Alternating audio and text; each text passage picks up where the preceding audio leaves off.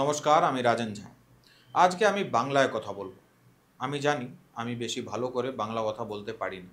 অনেক বছর পরে বাংলায় যোগাযোগ করা কঠিন হবে, কারণ আমি অনেক বছর ধরে বাংলা ভাষায় কথা বলিনি। আহ, কোনো ভুলচুক হলে ক্ষমা করবেন।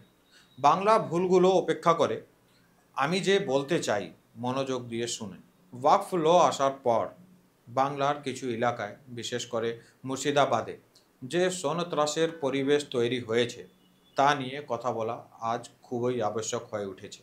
বাংলা ভাষায় কথা বলার কারণ হলো আমি চাই আমার কথা যতটা সম্ভব বাঙালিদের কাছে পৌঁছুক। কেন্দ্রীয় সরকারের ঔকফ আইন প্রবন্ধ করার কারণ সরকার ঔকফদের স্বেচ্ছাচারী আচরণ সম্পর্কে অনেক অভিযোগ পাচ্ছিল। আপনারা নিশ্চয়ই সংবাদপত্রের বা বিভিন্ন মিডিয়া মাধ্যমে শুনেছেন যে ওয়াকফ বোর্ড হিন্দু মন্দির এবং গ্রামগুলি দখল করতে শুরু করেছে, যেখানে একজন মুসলমান থাকে না। দাওয়া করা হয় পুরো গ্রামটা ঔকফ প্রপার্টি। নিজে করে ভাবেন, এটা কি সম্ভব? আমাদের কাছে এমন অনেক উদাহরণ আছে যেখানে ঔকফ বোর্ড বিভিন্ন রাজ্যে যথেচ্ছভাবে সম্পত্তি দাওয়া করেছে। এখন যাদের সম্পত্তি দাওয়া করা হয়েছে তাদের প্রমাণ করতে হবে যে সম্পত্তিটি তাদের, ঔকফের নয়। কিন্তু দাবিদার ঔকফদেরকে কিছু প্রমাণ করতে হবে না, তাদের জন্য কেবল ধরে নেওয়া যথেষ্ট যে সম্পত্তিটি তার। এটা কি সম্পূর্ণ অন্যায় নয়? সময়ে সময়ে শুধুমাত্র মুসলমানদের সন্তুষ্ট করার জন্য কংগ্রেস সরকার ঔকফদের এতটাই শক্তিশালী করে তুলেছে যে সেনাবাহিনী এবং রেলওয়ের পরে এটি সর্বাধিক জমি এবং সম্পত্তির মালিক হয়ে উঠেছে।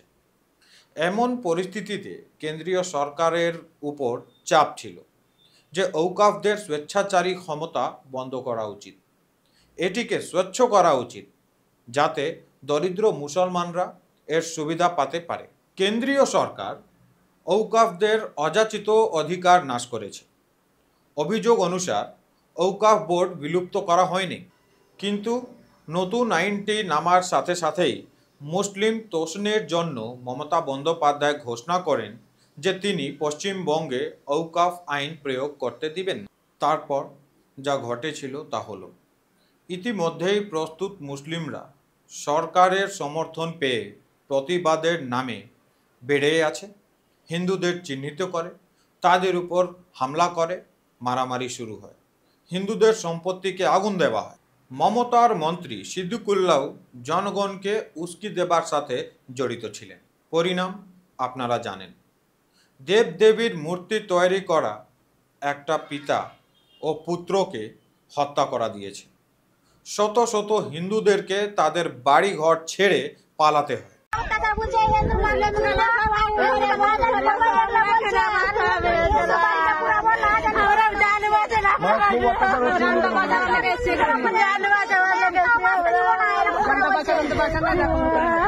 প্রশাসন কি প্রশাসনের কি ভূমিকা আছে?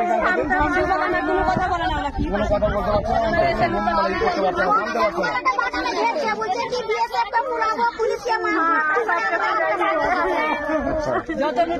তো যাক, আপনারা কোনো টেনশন করবেন না, এখানে থাকা খাওয়ার ব্যবস্থা আছে, আপনারা যান। আচ্ছা যান, আপনাদের জন্য পালিয়ে যাওয়াদের মধ্যে 7 দিনের একটি শিশুও ছিল। মহিলা এবং বয়স্ক ব্যক্তিরা অন্তর্যুক্ত ছিলেন। মহিলাদের এই কথাটি শুনেন। তোমাদের ইজ্জত আমাদেরকে দিয়ে দাও, তোমাদের স্বামীদেরকে বাঁচতে দিব, তোমাদের স্বামীদেরকে রক্ষা করতে যে তোমাদের ইজ্জত আমাদেরকে দিয়ে দাও, তোমাদের স্বামী সন্তানকে রক্ষা করব। আমরা নিজের ইজ্জত আমাদের স্বামী সন্তানকে দিব না, ওনাদেরকে দিব, ওনাদের হাতে সঁপে দিব। এইগুলো আমাদের পরিস্থিতি। কি বলছেন? এ তো ভয়ঙ্কর কথা বলছেন। কি বলবো আর বলেন, আর কি করেই বা যাবো, আর কোথায় বা যাবো, আর কোথায় বা গিয়ে দাঁড়াবো বলে। বলছে নিজের ইজ্জত দাও আর নিজের স্বামী ছেলেকে বাঁচাও। তাদের বলা হচ্ছে যে যদি তুমি তোমার সন্তান এবং স্বামীকে রক্ষা করতে চাও তাহলে আমাদের সাথে ধর্ম নষ্ট করো। যদি তোমরা কেন্দ্রীয় সরকারের ডিসিশন থেকে অসন্তুষ্ট তাহলে তুমি হিন্দুদেরকে মারবে, মহিলাদের ধর্ম নষ্ট করবে। আপনারা ভাবেন এটা কত উচিত? বিষয়টি আদালতে আছে, কিন্তু মমতা বন্দ্যোপাধ্যায় ইতিমধ্যেই এটি নিয়ে রাজনীতি করছেন, যা মোটেও তার বিষয় নয়। কারণ এই আইনটি সংসদের লোকসভা ও রাজ্যসভা উভয় পক্ষে পাশ হওয়ার পর এবং রাষ্ট্রপতি কর্তৃক অনুমোদিত হওয়ার পর একটি সাংবিধানিক আইন পরিণত হয়েছে।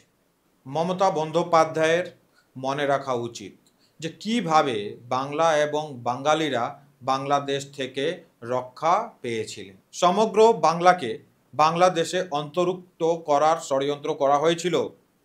আজ মমতা ব্যানার্জি সেই সব মুসলমানদের সবচেয়ে বড় সমর্থক হয়ে উঠেছেন, যাদের থেকে বাঙালি সংস্কৃতিকে রক্ষা করা হয়েছিল।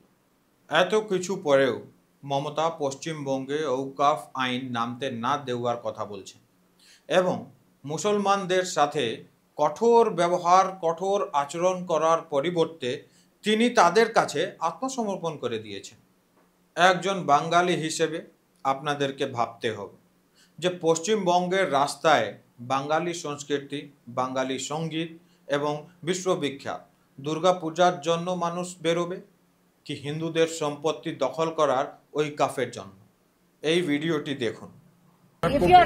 ना लॉ एंड ऑर्डर को अनलॉफुल ब्रेक असेंबली करना नहीं, लॉ एंड ऑर्डर को ब्रेक करने का कोई मनसा हमारा नहीं। आपका मंशा अगर आप if you can not control your crowd, why are you gathering? That is the question. Gathering you can not control. Okay, ज्यादा बात नहीं करेंगे। We will take legal course of action and you please try to in future that they will not do such a thing. That's all. Now whoever has done the mischief, we will take action.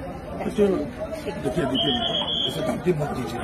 धमकी नहीं दे रहे sir, मेरे को धमकी आप मुझे धमकी मत नहीं दे दीजिए। रही। आप धमकी नहीं, धमकी मत दीजिए हमको, धमकी मत दीजिए। मैं धमकी नहीं दे रही। हाँ, अब ये भी सोच लीजिए, धमकी मत दीजिए। 1000 लोग देख रहे हैं। 1000 लोग नहीं है, 50,000 लाख लोग हम यहाँ इकट्ठा कर सकते हैं। आप कर सकता है। आप ऊंचे आवाज में बात कर रहे हैं। একবার ভাবুন, বাংলায় এখন মুসলমিরা পুলিশদের ধমকি দিচ্ছে।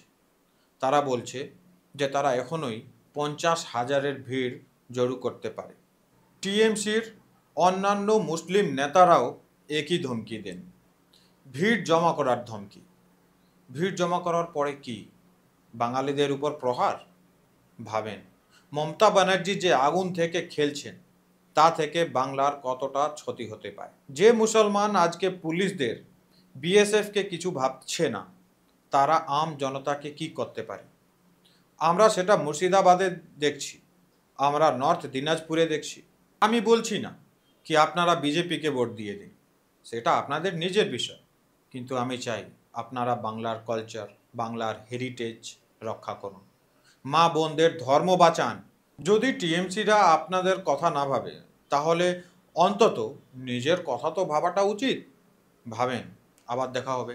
নমস্কার।